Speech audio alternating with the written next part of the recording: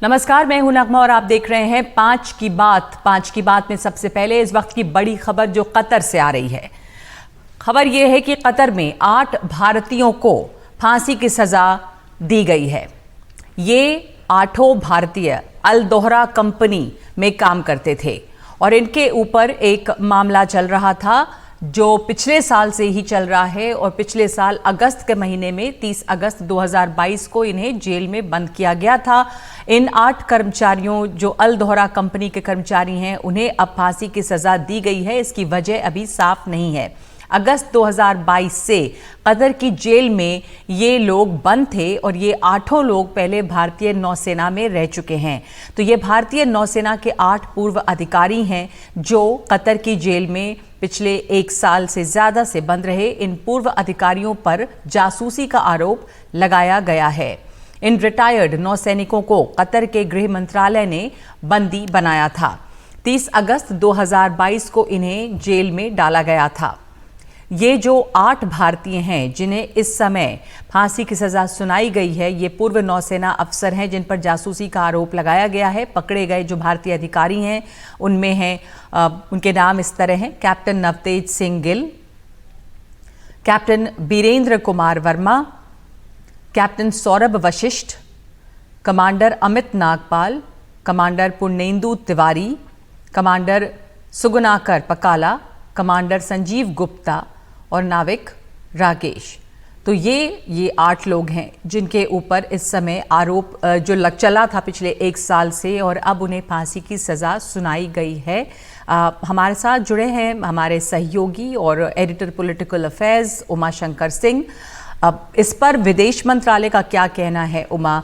क्या इसमें किसी तरह की अब दखल अंदाजी की गुंजाइश है या कतर का कानून अपना काम करेगा? 1 साल से ये मामला चल रहा है, पहले भी इस पर विदेश मंत्रालय के प्रवक्ता का बयान आया है कि कानून अपना काम करेगा, पर क्या इस वक्त अब उम्मीद हो सकती है परिवारों के लिए?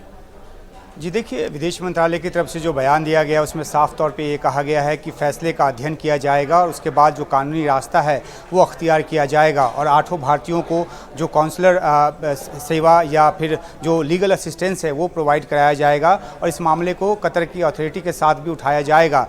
लेकिन ये मामला, जैसा कि आपने भी कहा कि कतर का जो कानून है काफ़ी सख्त है और ऐसे में जब इन भारतीयों पर जासूसी का आरोप लगा है और वो भी इजराइल के लिए जासूसी का आरोप लगाया गया है तो मामला और ज़्यादा गंभीर हो जाता है। मौजूदा परिस्थितियों में जब कतर भी एक निर्णायक और एक प्रभावी भूमिका में है, जब हमास और इजराइल के बीच जंग चल रही है और ये जो कंपनी थी अल दोहरा कंपनी जो कि टेक्नोलॉजी के क्षेत्र में काम करती है, कई गंभीर और संवेदनशील प्रोजेक्ट पे वो काम कर रही है। जिस प्रोजेक्ट पे भारतीय 8 काम कर रहे थे वो इटली बेस्ड टेक्नोलॉजी के आधार पे सबमरीन बनाने का प्रोजेक्ट था और इसी दौरान आरोप लगाया गया कि वो जासूसी कर रहे थे और ये भी दावा किया गया है कतर की अथॉरिटी की तरफ से, जिस तरह की वहाँ से मीडिया रिपोर्ट आई है कि इन भारतीयों के खिलाफ जो इलेक्ट्रॉनिक सबूत हैं वो उनके पास हैं और इसी आधार पर ये फैसला सुनाया गया है। अब चुनौती बढ़ गई है विदेश मंत्रालय के लिए। हालांकि पहले भी कोशिश की जाती रही है कतर की अथॉरिटीज़ के साथ इस मामले को उठाकर इन भारतीयों की वहाँ से सुरक्षित रिहाई की, लेकिन वो संभव नहीं हो पाया है। लेकिन अब देखना है कि जब फैसला आ गया है और विदेश मंत्रालय ने अपनी तरफ से बयान दिया है और कहा है कि हर संभव कोशिश जो है वो की जाएगी, तो क्या कतर की अथॉरिटी जो है इस बाबत भारत की सुनवाई पर कान धरती है या फिर जो फैसला अभी सुनाया गया है या उसको लागू करने की दिशा में बढ़ती है, एक देखने की बात होगी। लेकिन भारत अपनी तरफ से पूरी कोशिश करेगा कि इन भारतीयों को वापस छुड़ा कर लाया जाए। क्या ये मुमकिन हो पाएगा? इस वक्त ये बड़ा सवाल है। धन्यवाद आपका उमा शंकर सिंह। विदेश मंत्रालय का जो बयान आया है वो एक बार फिर से बता दें। विदेश मंत्रालय का कहना है कि कतर के फैसले की शुरुआती जानकारी मिली है, 8 भारतीयों को मौत की सज़ा की जानकारी मिली है और इस फैसले से हम हैरान हैं। पूरे जजमेंट का इंतज़ार है, परिवार के संपर्क में हैं, लीगल टीम के संपर्क में हैं, कानूनी विकल्पों को देख रहे हैं और हर तरह की कानूनी मदद जारी रहेगी। तो ये इस वक्त कहना है भारतीय विदेश मंत्रालय का। हमारे साथ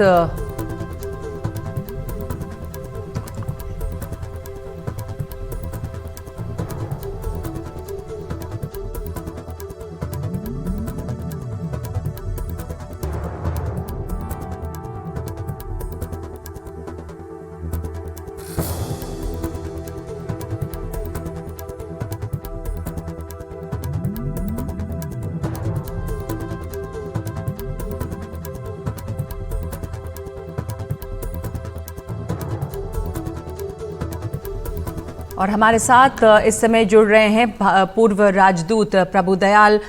इस समय जो कतर से खबर आई है वो कितनी शॉकिंग है? क्या गुंजाइश रह जाती है इसमें अब भारत सरकार विदेश मंत्रालय की? ये मामला 1 साल से करीब ज़्यादा से चल रहा है। ये तमाम लोग जो हैं वो पूर्व भारतीय नौसेना के अधिकारी हैं और इस समय हालांकि पूरे जजमेंट का इंतजार है, ऐसा कहना है विदेश मंत्रालय का। पर पहले के भी बयान आए हैं प्रभुदयाल साहब भारतीय विदेश मंत्रालय के कि जो कतर का कानून है वो अपना काम करेगा और उस पर कुछ अनड्यू प्रेशर नहीं बनाया जा सकता है। तो आपकी क्या प्रतिक्रिया इस पर है? नगमा जी, अनड्यू प्रेशर नहीं, लेकिन पूरा प्रेशर हमको लगाना है कतर की सरकार पर, क्योंकि इनको बेचारों को फंसाया गया है। देखिए, ये बहुत डिस्टिंग्विश्ड ऑफिसर्स हैं, रिटायर्ड ऑफिसर्स भारतीय नेवी के, और ये कतर में एक प्राइवेट कंपनी के लिए काम कर रहे थे। और वो कंपनी कतर की जो मिलिट्री है उसके लोगों को ट्रेन करते हैं। तो इनको एक फर्जी बिल्कुल इन पे आरोप लगाए गए और इनको स्पाइंग के जुर्म में बंद कर दिया गया। 1 साल से ये जो 8 लोग हैं सॉलिटरी कंफाइनमेंट में थे, बेल पे भी नहीं रिहा हो रहे थे। और मुझे लगता है कि इसमें पाकिस्तान की आईएसआई इन्वॉल्व है, क्योंकि पाकिस्तान की आईएसआई कतरी इंटेलिजेंस से बहुत संपर्क बना के रखती है। हमने देखा था कि तालिबान के साथ जो बातचीत होती थी, जो पाकिस्तान कराता था तालिबान और अमेरिका के बीच में जो टॉक्स हो रही थी, वो कतर में हो रही थी, दोहा टॉक्स। तो ये पाकिस्तान की आईएसआई कतर की इंटेलिजेंस से बहुत क्लोजली इन्वॉल्व रहती है।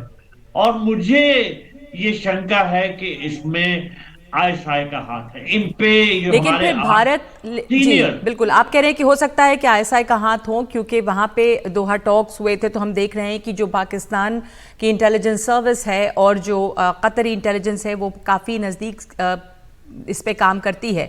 पर भारत सरकार और कतर की जो सरकार है उसके बीच के रिश्ते क्या हैं? क्योंकि मोदी सरकार ने काफ़ी ज़्यादा इस संबंध पे इन्वेस्ट किया है, इंडिया कतर रिलेशनशिप में। और हमारे एक्सटर्नल अफेयर्स मिनिस्टर और साथ साथ नेशनल सिक्योरिटी एडवाइज़र, इन दोनों ने कई दफ़ा कतर का दौरा किया है पिछले कुछ सालों में। तो ये उम्मीद बनती है कि आपके रिश्ते अच्छे हुए हैं, बेहतर हैं, दोस्ताना हैं, तो क्या इसका कोई असर इस पर पड़ेगा? देखिए, हमारे रिश्ते कतर के साथ बहुत अच्छे हैं और हमें हर तरह से जोर लगाना होगा कि इन जो 8 सीनियर ऑफिसर्स हैं रिटायर्ड, ये हमारे वॉरशिप को कमांड कर चुके हैं और अब इनको डेथ सेंटेंस दिया गया है। ये बिल्कुल फेक सेंटेंस है, इनके ऊपर जो चार्जेस हैं बिल्कुल फेक हैं और इनको रिहा कराना बहुत जरूरी है। नहीं तो देखिए, जो रिश्ते हैं दोनों देशों के, इन पे बहुत नेगेटिव असर पड़ेगा। हमें कतर को समझाना है कि इनको रिहा करें और इनको वापस इंडिया भेजें। मेरा 100% यकीन है कि इनके ऊपर जो चार्जेस हैं बिल्कुल फेक हैं और कतर की इंटेलिजेंस ने पाकिस्तान के आईएसआई के मिल्क के साथ कुछ इन्होंने ये फ्रेम किए हैं और इनको इस तरह से फर्जी चार्जेस पे इनको डेथ सेंटेंस दिया था। जी, मैं आपके सामने एक पहले का बयान एमईए का रख रही हूं, जो कि अप्रैल का बयान है अरिंदम बागची का। इसमें ये शब्द हैं कि India will not put pressure on Qatar और interfere but is keeping a close watch on the Qatari legal process that is currently under way. तो ये सही स्टैंड था कि जो वहाँ का कानून उसमें भारत दखल नहीं देखेगा, भारत नज़दीकी से देख रहा है पर दबाव नहीं बनाएगा। तो अब जब ये फैसला आया है, जाहिर है पूरे जजमेंट का इंतज़ार है समझने के लिए, पर कतर का जो कानून है वो कितना सख्त है और इस पे क्या इसको कैसे समझें हम, वो वहाँ का जो लीगल प्रोसेस है वो कैसे काम करता है? आप चूँकि उन इलाकों में राजदूत रह चुके हैं तो आप हमें ये थोड़ा बेहतर समझा पाएंगे। नगमा जी, मैं बिल्कुल उनके नजदीक मुल्कों में राजदूत रह चुका हूँ। कुवैत में मैं राजदूत था, दुबई में मैं कॉन्सल जनरल था। इसके अलावा मैंने उस रीजन में और भी पोस्टिंग्स की हैं। कानून बहुत सख्त है और अगर वहां की इंटेलिजेंस विंग कुछ केस बना के जुडिशरी को देती है कि वो इतने लोगों ने स्पाइंग की हमारे खिलाफ, और उनको सख्त सजा देनी चाहिए, तो उनकी बात पे जरूर सख्त सजा दी जाएगी। देखिए, इसी वजह से जो हमारे स्पोक्समैन अरिंदम बागची ने कहा था कि उनका जुडिशियल प्रोसेस चलने दें, हम उसमें दखल अंदाजी नहीं करेंगे। अब तो वो जुडिशियल प्रोसेस पूरा हो गया है, अब हम उनके जुडिशियल प्रोसेस में दखल अंदाजी नहीं कर रहे हैं। हम सिर्फ कतर से ये कहेंगे, हमको ये कहना चाहिए कि ये जो हमारे लोग हैं इनको आप रिहा कीजिए, क्योंकि मेरा यकीन है और भारत सरकार का भी ये यकीन है कि इन पे जो भी चार्जेस लगाए गए हैं ये बिल्कुल फॉल्स है। और जी। अगर इनको डेथ सेंटेंस दिया गया, इनको एग्जीक्यूट किया गया, तो देखिए इससे भारत में बहुत नाखुशी पैदा होगी और हमारे संबंधों पे जो असर है वो बहुत नेगेटिव होंगे।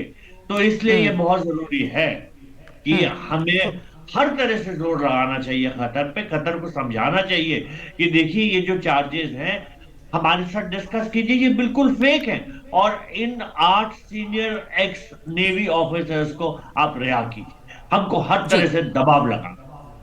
जी, आप कह रहे हैं कि बहुत बड़ा मामला है ये और इसमें हर तरह के दबाव की, कूटनीति की ज़रूरत है कि कतर को ये समझाया जाए। हमारे सीनियर नेवी ऑफिसर्स हैं और इस वक्त जो ये वहाँ से फैसला आया है, खबर आई है कि इन्हें फांसी की सज़ा दी गई है, वो बहुत ही ज़्यादा परेशान करने वाली खबर है। भारतीय सरकार ने, ये MEA ने यह आश्वासन दिया है परिवार को कि वो हर मुमकिन कोशिश करेंगे, पर इस समय जो 8 भारतीयों को कतर में फांसी की सज़ा दी गई है वो सारे पूर्व भारतीय नौसेना के अधिकारी हैं, उनमें से काफ़ी जो हैं वो सीनियर अधिकारी हैं। इसलिए इस समय अब ये देखना होगा कि भारत और कतर के बीच जो अच्छे संबंध हैं, जो दोस्ताना संबंध हैं, भारत ने इस संबंध को बेहतर करने में काफ़ी निवेश किया है, तो वो इस समय क्या कैसे काम आते हैं। बहुत शुक्रिया आपका एम्बेसडर प्रभु दयाल हमारे साथ जुड़ने के लिए इस मुद्दे पर। धन्यवाद। अगली खबर, राजस्थान के चीफ मिनिस्टर अशोक गहलोत के बेटे वैभव गहलोत को समन भेजा गया है ईडी की तरफ से। ये फेमा के केस में वैभव गहलोत को ईडी का समन दिया गया है। शुक्रवार को दिल्ली उन्हें ईडी के दफ्तर में बुलाया गया है और फॉरेन डायरेक्ट इन्वेस्टमेंट में अनियमितताओं को लेकर 2020 में ये केस दर्ज हुआ है उनके ऊपर। केंद्रीय जांच एजेंसियों पर बरसते हुए अशोक गहलोत ने कहा है कि केंद्रीय जांच एजेंसियों की साख ही नहीं बची है। केंद्रीय जांच एजेंसियों ने पूरे देश में आतंक मचा रखा है। बिना नोटिस के प्रदेश कांग्रेस अध्यक्ष पर छापा जो है वो ईडी का दुरुपयोग है और ये बीजेपी के खिलाफ जाएगा।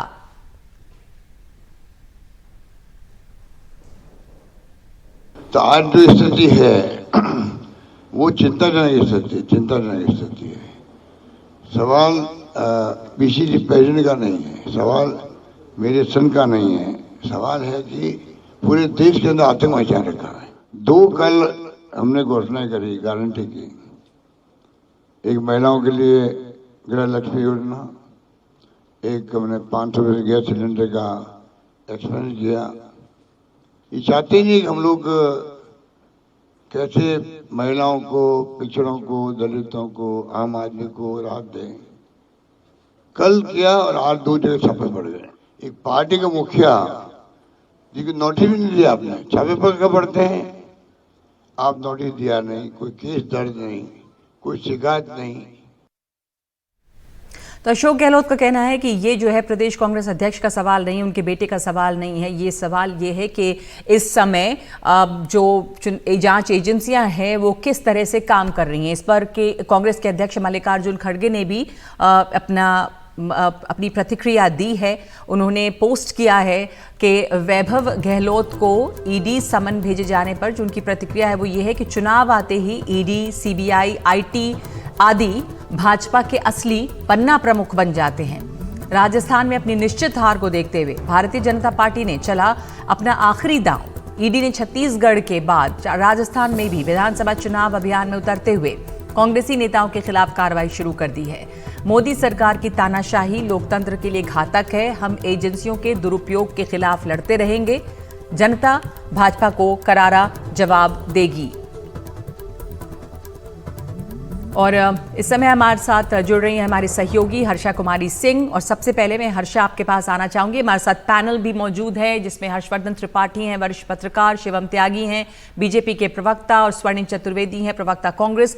पर हर्षा, ये जो पूरा मामला है, अब चुनाव एकदम सर पे हैं और उसके पहले ये ईडी का रेड, जाहिर है कांग्रेस कह रही है कि ये ईडी जो है या जो जांच एजेंसियां हैं वो बीजेपी के लिए काम कर रही हैं पन्ना प्रमुख के तौर पे, ऐसा मल्लिकार्जुन खड़गे का कहना है।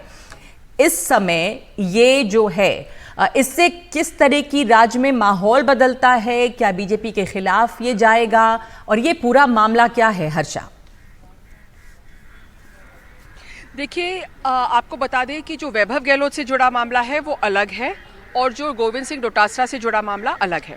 वैभव गहलोत का जो मामला है वो फीमा का केस है और उसमें बताया जा रहा है कि मॉरिशस से कुछ पैसा कंपनी में आया था जिससे वैभव गहलोत एसोसिएटेड है। वैभव ने आज कहा है कि 12 साल पुराना मामला है, अभी क्यों दोबारा उठा रहे हैं। अशोक गहलोत ने कहा है कि मेरे बेटे का विदेशी मुद्रा में कोई लेन देन नहीं है और अगर वैभव की कोई होटल है जैसे लोग बताते हैं तो मुझे भी वो कॉम्प्लीमेंट्री रुकवाए वहाँ पे।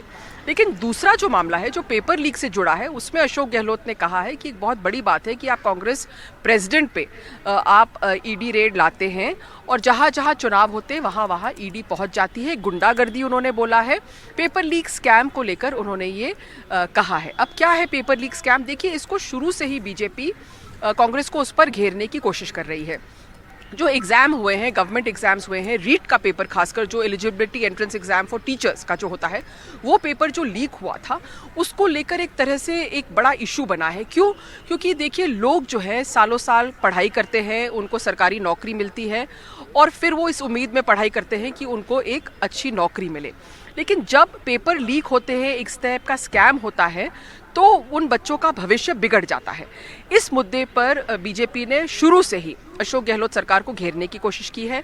सरकार का तर्ज ये है कि देखिए, हमने ही स्पेशल ऑपरेशन ग्रुप के द्वारा इस सारा मामला का खुलासा किया है। 65 पीपल हमने अरेस्ट किए हैं, सरगना भी हमने पकड़ लिया है इसमें, और इनमें से जो 4 मेन आरोपी हैं वो पकड़े गए हैं। राजस्थान पब्लिक सर्विस कमीशन को भंग कर दिया है, बाबूलाल कटारा को गिरफ्तार किया है और एक आरोपी इसमें फरार है।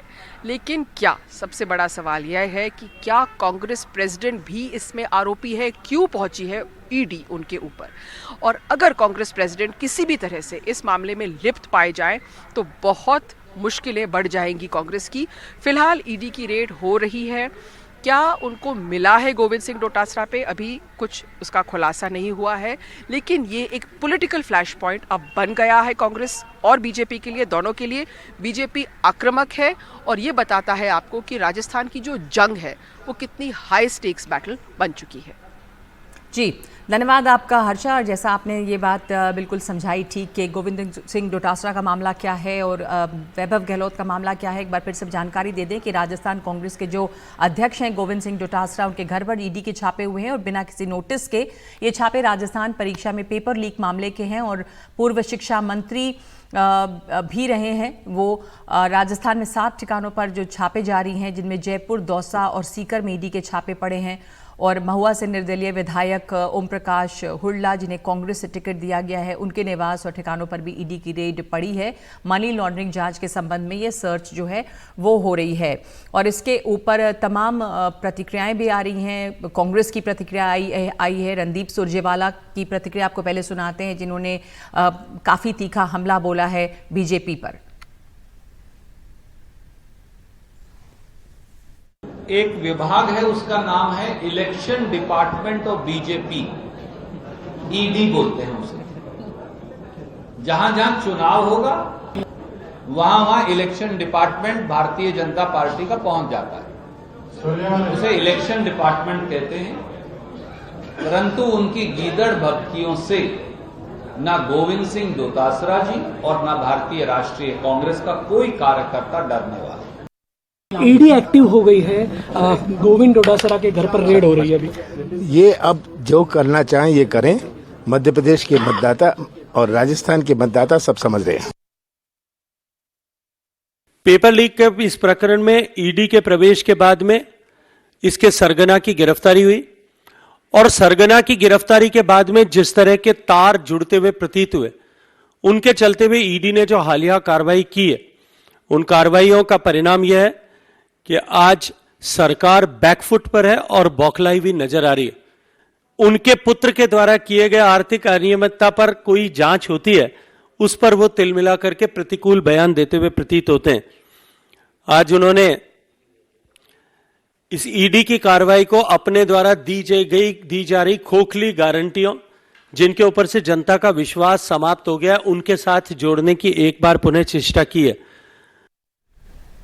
तो हमारे साथ पैनल पे जुड़े हैं स्वर्णिम चतुर्वेदी, शिवम त्यागी और हरभजन त्रिपाठी। स्वर्णिम चतुर्वेदी, जैसा आपने सुना गजेंद्र शेखावत को कि इस समय बौखलाहट है सरकार में, अगर गहलोत जी के लड़के से जुड़ी हुई अनियमितताएं जो हैं सामने आती हैं, आर्थिक अनियमितताएं, तो उस पर कार्रवाई क्यों ना हो। और पेपर लीक मामले में तो वो कह रहे हैं कि जांच जो है वो उसके सरगना तक पहुंची है।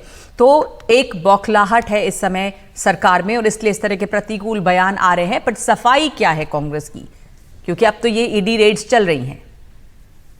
देखिए नगमा, ईडी रेड्स तो लगातार जो है स्टेट जो भी जहाँ पे इलेक्शंस हो रहे हैं वहाँ पे होती ही है। तो हमें तो इंतजार था, हमें ऐसा लगा कि शायद देर हो गई भारतीय जनता पार्टी को, और भारतीय जनता पार्टी का जो ये यंत्र है ये अभी तक राजस्थान क्यों नहीं पहुंचा। हम तो बार बार कह रहे थे, गोविंद सिंह डोटासरा जी का भी अगर आप बयान देखेंगे, वो तो हर मीटिंग में, हर भाषण में कहते आए हैं कि ईडी कभी भी आ सकती है। राजस्थान में आई नहीं थी अभी तक, एक मंत्री जी हैं उन्हीं के आई थी, और बाकी जगह पे हमें इंतजार था, क्योंकि ऐसा ही होता है। आप देखिए जिस पेपर की बात कर रहे हैं वो पेपर तो 1 साल पहले हुए, 50,000 की भर्ती थी, लीक हुआ पेपर, हमने ही उसको पकड़ा, एसओजी ने पकड़ा, और पकड़ करके हमने दुनिया को बताया कि पेपर लीक हो गया है, वरना किसी को पता ही नहीं पड़ता। और उसके बाद हमने 50,000 की जगह 60,000, 62,000 करीब भर्तियां निकाल करके और पेपर करा करके नौकरी भी दे दी। उसके बाद बौखलाई हुई भारतीय जनता पार्टी, जिसके पास राजस्थान की सरकार के कामकाज को लेकर के जो है कोई उनके विरुद्ध बोलने के लिए कुछ नहीं है। हमारे जो कामकाज है उससे त्रस्त हैं, जनता का विश्वास खो चुके हैं और लगातार चुनाव दर चुनाव हार रहे हैं। पहली बार ऐसा हुआ कि विपक्ष में बैठी हुई पार्टी बाई इलेक्शन में अपनी जमानत गंवा बैठी, जहाँ पे वो चुनाव 25,000 से जीते थे। इस बौखलाहट में भारतीय जनता पार्टी के कुछ नेताओं ने लगातार ईडी को कंप्लेंट की अलग अलग। अब आपको मैं वाकया बताता हूँ, 7 दिन पहले एक हमारे भारतीय जनता पार्टी के सांसद हैं, उन्होंने ईडी को कंप्लेंट की, प्राइवेट लॉकर कंपनी में 500 करोड़ रुपया कांग्रेस नेताओं का मिलेगा जो पेपर लीक प्रकरण से जुड़ा हुआ है। ईडी वहां पहुंच गई, ईडी ने वहां पे सारे लॉकर खोल लिए प्राइवेट लॉकर कंपनी में, वहां उनको कोई पैसा नहीं मिला, ईडी आ गई। क्यों गई ये बताया नहीं, किस लिए गई बताया नहीं। फिर वो ही सांसद जो हैं हमारे नेताओं पर आरोप लगाते हुए और वो एक शिकायत दी है, ईडी फिर वहां पहुंच गई। तो आप बताइए कि भारतीय जनता पार्टी के नेताओं के कहने से जब ईडी काम करती है, और ईडी का आप आश्चर्य करेंगे कि सुबह पहुंची और 4 घंटे बाद ईडी अपना काम सामान समेट करके घरों से चली भी गई। अभी डोटासरा जी के घर पर ईडी नहीं है, वहां से जा चुकी है। तो क्या मिला? सिर्फ बदनाम करने के लिए आए थे, आपको कुछ नहीं मिला, बता आप सकते नहीं है तो कि ईडी स्वर्णिम जी, आपने कहा कि बदनाम करने आए थे, वहां से कुछ नहीं मिला। शिवम त्यागी ये कह रहे हैं, स्वर्णिम चतुर्वेदी, कि देर हो गई, इन लोगों को तो इंतजार था कि चुनाव नजदीक आ गए हैं तो शायद जल्दी ही ईडी भी अपने काम शुरू कर देगी। और लगातार विपक्ष का यह आरोप है, और ऐसे बहुत सारे क्योंकि उदाहरण हैं कि जब राज्य में चुनाव होने लग जाते हैं तो ईडी की कार्रवाई विपक्ष पर तेज हो जाती है, और ये भी कुछ इसी तरह का माहौल बन रहा है। नहीं नगमा जी, ऐसे भी उदाहरण हैं कि प्रदेशों में ईडी की छापेमारी हुई और मंत्रियों के घर से 100 करोड़ रुपए बरामद हुए हैं। ऐसे भी उदाहरण है कि उसी ईडी की कार्रवाई में जो है कुत्तों के लिए अलग अलग फ्लैट्स भी मिले हैं। ऐसे भी उदाहरण है कि उन लोगों को आज तक बेल भी नहीं मिली है। ऐसे भी उदाहरण है कि ईडी ने जितना भी आज तक 1 लाख करोड़ कलेक्ट किया है उसमें से 800 करोड़ रुपए जो है जब्त हो चुके हैं। यानी कि आज जो ईडी की छापेमारी हुई गोविंद सिंह डोटासरा के वहां से कुछ मिला नहीं वहां पे, तो अभी ये इसको कैसे देखा जाए? चुनाव बिल्कुल सर पे है, उसके पहले ये पेपर लीक का मामला जो कांग्रेस का कहना है कि उन्होंने ही जांच पड़ताल कराई, उन्होंने ही इसे हाईलाइट किया, अब उसमें उनके नेताओं के ऊपर ही आरोप लग रहे हैं।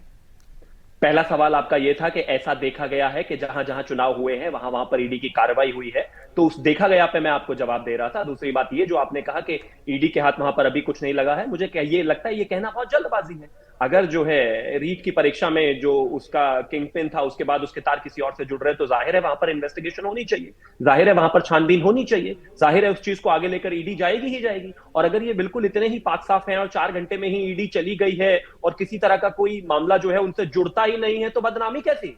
अगर आप पाक साफ है तो आपको डरने की आवश्यकता नहीं है।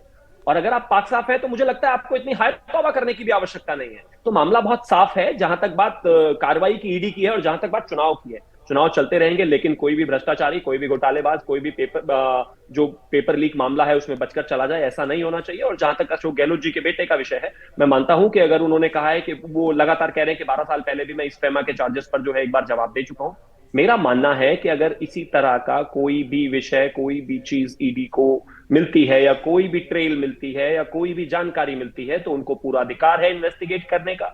आप चीफ मिनिस्टर के बेटे हैं, आप कांग्रेस के नेता हैं, ये बात आपको इस बात से शेल्टर नहीं करती है कि आप पर ईडी की कार्रवाई नहीं होगी। इस विषय को लेकर आप पहले भी सुप्रीम कोर्ट में जा चुके हैं और सुप्रीम कोर्ट में आपको बहुत बुरी तरीके से लताड़ा गया और कहा गया कि अगर आप नेता हैं तो इसका यह मतलब नहीं है कि आपको यहां पर कवर दे दिया। नहीं, बिल्कुल सही है कि अगर आप नेता हैं तो कोई आपको इम्यूनिटी नहीं है कि कोई कार्रवाई नहीं होगी। लेकिन जैसा विपक्ष का ये आरोप है, सवाल उठता है कि ये अब इतने ज्यादा फ्रीक्वेंटली होता है कि जहां जहां चुनाव है वहां पर जांच एजेंसियों की तेजी दिखाई दी कि लगने लग जाता है कि ये एक तरह से चुनाव के पहले होना ही होना है, जैसा स्वर्णिम चतुर्वेदी कह रहे थे। पर स्वर्णिम चतुर्वेदी, क्या इससे इम्यूनिटी मिल जाती है कि नेता के बेटे हैं या आप नेता हैं तो आपके ऊपर किसी तरह की अनियमितता के लिए कार्रवाई नहीं होगी? तो इस समय तो सबूत देने होंगे कि आप आरोप दोषी नहीं हैं।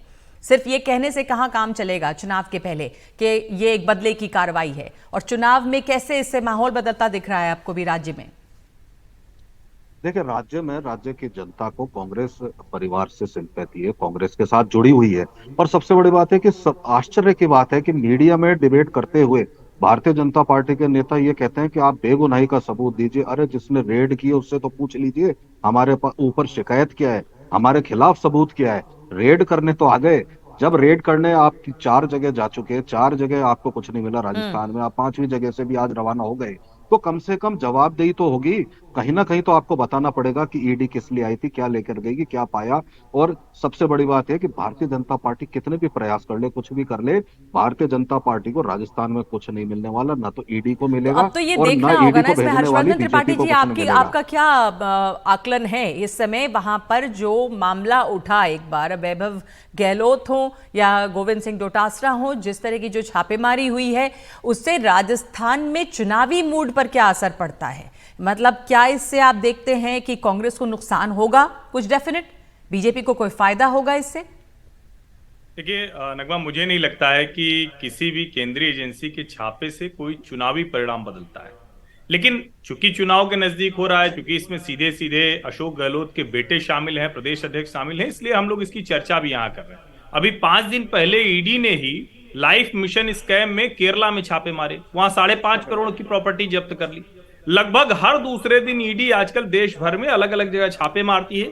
जिस दिन किसी नेता से जुड़ा हुआ मामला आता है उस दिन हम लोग मीडिया में इसकी चर्चा कर रहे होते हैं, लेकिन दूसरे ऐसे भ्रष्टाचार के मामले हो, अपराध के मामले हो, उस पर शायद वो चर्चा नहीं होती। अब जनता के मन में एक सवाल आता है, और देखिए ये आरोप तो भारतीय जनता पार्टी की सरकार पर लगेगा ही कि ठीक चुनाव के समय है तो पॉलिटिकल है, लेकिन जनता के मन में एक बात आती है कि नेता लोग, ये सारे लोग इस तरह की बेईमानी में फंसते क्यों हैं? और यही वो जिसको हम कहें कि एक ग्रे एरिया है, जिसका फायदा भारतीय जनता पार्टी और कांग्रेस दोनों उठाना चाहते हैं एक दूसरे पर आरोप लगाकर। मुझे लगता है कि इससे कोई चुनाव परिवर्तित होता है, कोई माहौल बदल जाएगा, ऐसा नहीं होगा। लेकिन हाँ, लेकिन अगर पहले से जनता के मन में भ्रष्टाचार का मुद्दा है तो जरूर थोड़ा सा और गाढ़ा होता है। हाँ, तो क्या मतलब इसमें कामयाबी मिल सकती है बीजेपी को जनता के बीच में भ्रष्टाचार के इस मुद्दे को और जोर शोर से उठाने में? मतलब एंटी इनकम्बेंसी अगर गहलोत सरकार के खिलाफ हम माने और भ्रष्टाचार उसमें एक मुद्दा हो तो फिर इसको बल मिलता है, दिखता है आपको? निश्चित तौर पर नगमा, जब अशोक गहलोत की सरकार पर, और कमाल की बात यह है कि आज सचिन पायलट प्रेस कॉन्फ्रेंस कर रहे हैं उनके पक्ष में, लेकिन आपको ध्यान में होगा पेपर लीक को लेकर अगर सबसे मुखर कोई रहा, मैं तो कहूंगा कि भारतीय जनता पार्टी थोड़ा पीछे रह गई थी। बाकायदा सचिन पायलट जब वो धरने पर बैठे थे तो उनकी ये बड़ी मांग थी और उस वक्त उन्होंने कहा था कि इसके दोषियों को पकड़ा जाना चाहिए, उन्हें सजा मिलनी चाहिए। अब अगर ईडी उस पर कार्रवाई करती है उससे जुड़े हुए मामले पर, तो एक तो वो आरोप जाता है, दूसरा अशोक गहलोत के बेटे वैभव गहलोत पर पहले से आरोप लगते रहे। अब वो मामला क्या किसी सबूत, किसी तथ्य की बिना पर है, या अभी इसमें और आगे जाएंगे? अगर चुनाव के पहले ऐसा एक भी प्रमाण आएगा तो निश्चित तौर पर कांग्रेस सरकार के लिए ज्यादा मुश्किल होगी राजनीतिक दल के तौर पर। तो आपको लगता है ये स्वर्णिम जी कि एक भ्रष्टाचार का मुद्दा, क्योंकि गहलोत सरकार के खिलाफ जो है वो एक सत्ता विरोधी लहर जो होती है वो भी होगी, आपकी सरकार है इस समय, और भ्रष्टाचार एक मुद्दा है। खुद सचिन पायलट इस मुद्दे को उठाते रहे, पेपर लीक वाले इशू को, आपके अपनी ही पार्टी में। बीजेपी ने तो देर कर दी इसमें, जैसा कि बता रहे हैं सही हर्षवर्धन जी। तो ये जो मुद्दा है क्या वो जनता के बीच नहीं उठेगा? आपके अपनी ही पार्टी के नेता इसको उठाते रहे हैं पहले, तो अब अगर गोविंद सिंह डोटासरा जी के यहाँ इसको लेकर छापेमारी हो रही है तो फिर इसमें बीजेपी पर आरोप क्यों? देखिए, भारतीय जनता पार्टी के एक ऑर्गेनाइजेशन के रूप में उनके बिहेस्ट पे, उनके कहने से अगर जब सरकारी एजेंसियां काम करेंगी तो आरोप हम नहीं, पूरा देश लगा रहा है, जनता लगा रही है आरोप तो।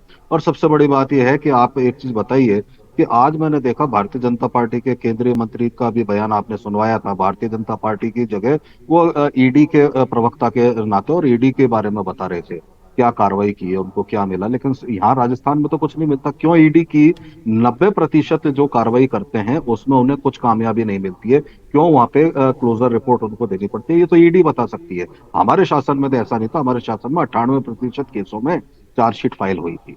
और सबसे बड़ी बात यह है कि भारतीय जनता पार्टी के नेताओं जी, हाँ, हमारे पास, माफ कीजिएगा मैं आपको इसलिए टोक रही हूं क्योंकि हमारे पास अब समय नहीं है, पर मैं शिवम त्यागी जी से इसके ऊपर जवाब लूंगी और हम उसके बाद में इस मुद्दे पर भी फिलहाल बात बंद करेंगे कि ये जो बिना नोटिस के जिस तरह से रेड होती है उस पर भी एक आरोप है, चुनाव के ठीक पहले रेड होने लग जाती है, इस वजह से भी सवाल उठते हैं। शिवम जी, इस बात का जवाब मैं पहले ही दे चुका हूं कि इस देश में लगातार कहीं ना कहीं चुनाव चलते रहते हैं और भ्रष्टाचार के खिलाफ अगर लड़ाई है, आप उसको इसलिए सिर्फ रोक देंगे क्योंकि चुनाव होने वाला है, तो मैं मानता हूं वो तो बिल्कुल बेईमानी होगी। और जहां तक बात ईडी के प्रवक्ता बनने की, ये बात साफ है, अगर आप भ्रष्टाचार में लिप्त नहीं है तो आपको डरने की आवश्यकता नहीं है। और अगर आप उन 90% में से आते हैं जिनकी आप बात कर रहे हैं जो कि सत्य नहीं है, तो भी आपको डरने की आवश्यकता नहीं है। लेकिन इतना जरूर तय है कि कांग्रेस जो लगातार इस तरह की चीजों से बौखलाई हुई है, पेपर लीक विषय सिर्फ एक नहीं है, अगर सारी चीजों की मैं बात करूं तो वो लिस्ट, उसकी फहरिस्त बहुत लंबी है। और जो उन्होंने कहा कि हमारी तो सरकार जिस तरीके से चली है उसको कोई रोकने वाला नहीं है। देखिए आपकी सरकार, जो आप ही के विधायक जिस तरीके से दिव्या मदेरना तमाम चीजों को लेकर बोलती है, महिला सुरक्षा को लेकर बोलती है, देखिए आपकी सरकार जो कल ही भरतपुर में हुआ है कि एक ट्रैक्टर एक व्यक्ति के ऊपर से 8 बार ऊपर नीचे हुआ, देखिए आपकी सरकार। भारतीय जनता पार्टी सबसे बड़ा मुद्दा तो यह है कि आप ही के जो नेता है, आपके केंद्रीय मंत्रियों पर आरोप लगा रहे हैं, उन्हें देखिए, उन पर जांच कराइए। आपके केंद्रीय मंत्री पर आरोप लगाएं, वो केंद्रीय मंत्रियों पर जांच कराएं, वो कहेंगे आप अपने मंत्रियों पर जांच कराएं, तो कहीं ना कहीं मंत्रियों पर आरोप है, जांच होंगे। मुद्दा ये है कि ये जो है वो जनता के बीच में कितना बड़ा मुद्दा बन सकता है और इसका असर, क्योंकि चुनावी राज्य है तो बात चुनाव की तो होगी ही। हाँ, ये जरूर सही बात है कि भ्रष्टाचार के मामलों में ईडी की जांच पड़ताल जो है वो चलती रहती है देश भर में, लेकिन इस समय राजस्थान में मंत्री और एक मुख्यमंत्री के बेटे के घर पर अगर ये जांच होती है तो ये राजनीति के तौर पे जरूर इसे देखा जाएगा। एक धन्यवाद आप तीनों लोगों का हमारे साथ जुड़ने के।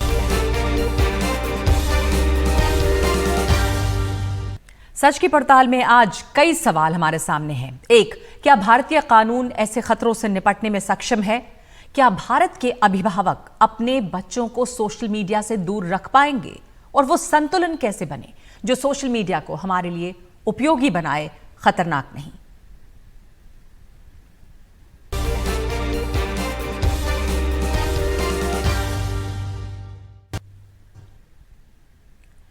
एथिक्स कमेटी ने टीएमसी सांसद महुआ मोइत्रा को समन किया है। कमेटी ने 31 अक्टूबर को महुआ मोइत्रा को बुलाया। टीएमसी सांसद महुआ मोइत्रा पर पैसा लेकर सवाल पूछने का गंभीर आरोप लगा है और इस मामले पर आज एथिक्स कमेटी ने सुनवाई की है। कमेटी ने आज शिकायतकर्ता बीजेपी सांसद निशिकांत दुबे और वकील जय अनंत दिहादराई का बयान दर्ज किया है। ये पहला मामला है जब किसी सांसद पर अपना लॉगिन आईडी और पासवर्ड किसी को देने का आरोप है। निशिकांत दुबे ने लोकसभा स्पीकर से शिकायत की थी, जिसके बाद यह मामला एथिक्स कमेटी के पास पहुंचा है।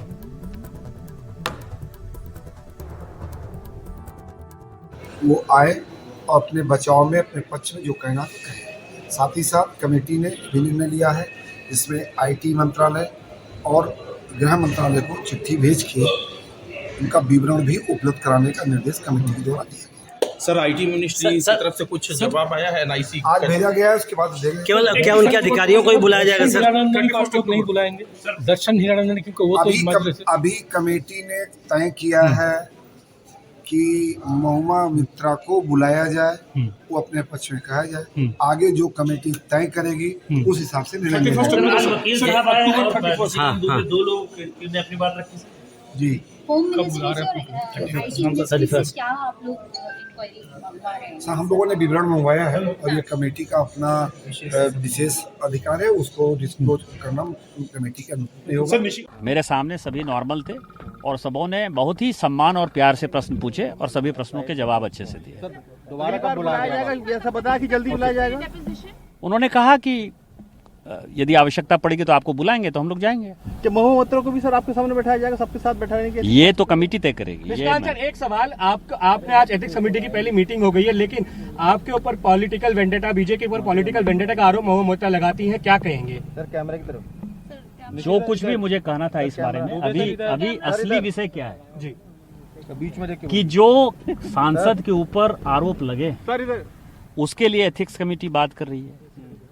अभी विषय ये है कि वो जो पॉइंट है वो हम सही उनके ऊपर चार्ज लगा रहे हैं या गलत चार्ज लगा रहे हैं, ये एथिक्स कमेटी तय करेगा। सर आपने भी बोला कि क्या कहते हैं, सवाल ये है कि चोर कौन है? सवाल ये है कि चोर महुआ है या नहीं है, चोर कौन है नहीं है, मैं तो स्पेसिफिक नाम लेके कर रहा हूँ कि चोर महुआ है या नहीं है, उसका फैसला एथिक्स कमेटी करेगी। कुछ नहीं कहना चाहेंगे। जो भी मेरे से पूछा गया था वो मैंने सच कमेटी के सामने मैंने पेश कर दिया, उसके अतिरिक्त मैं और कुछ नहीं कहना चाहता हूँ। क्योंकि आपको 2 बार बुलाया गया अंदर, एक बार दोबारा से बाहर भेजा गया, क्या कुछ अंदर नहीं, कोई डिस्प्यूट नहीं हो रहा था। सब जितने भी मेंबर्स थे उन्होंने मेरे से बहुत अच्छे से और कॉर्डियली मेरे से सवाल पूछे। जो कुछ भी मेरे से पूछा गया उसका मैंने आंसर दे दिया, उसके बियॉन्ड कुछ नहीं हुआ। लगातार ये बात कही रही जो एलिगेशन आपने लगाए हैं उनके ऊपर या उन्होंने आपके ऊपर लगाए हैं, तो एक दूसरे को जानते हुए आप लोगों ने एलिगेशन लगाए हैं ये? I have no comment to that, no comment, thank you. Next आपको कुछ बताया कि नेक्स्ट टाइम आपको बुलाया जाएगा? नहीं सर, नहीं बताया। क्या आपको दोनों को सामने बैठाकर आज क्वेश्चन नहीं, मैं कमेटी के बारे में नहीं बोल सकता, वो अलाउड नहीं है, तो मैं और कुछ नहीं कहना चाहूँगा। Thank you.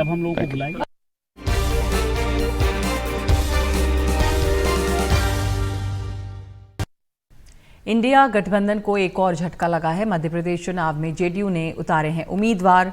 मध्य प्रदेश की 5 सीटों पर जेडीयू ने अपने उम्मीदवार उतारे हैं, जिसमें पिछोर, राजनगर, विजय राघवगढ़ और थांदला पेटलावद सीट है। इस पे उम्मीदवारों की घोषणा की गई है।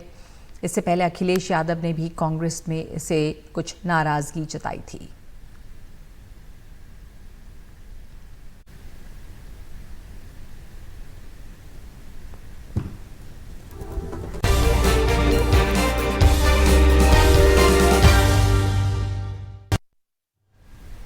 इजरायल और हमास के बीच जारी जंग के 20 दिन हो गए हैं और इस बीच अमेरिकी राष्ट्रपति जो बाइडेन का आज एक बड़ा बयान सामने आया है, जिसको एक नया मोड़ देता है।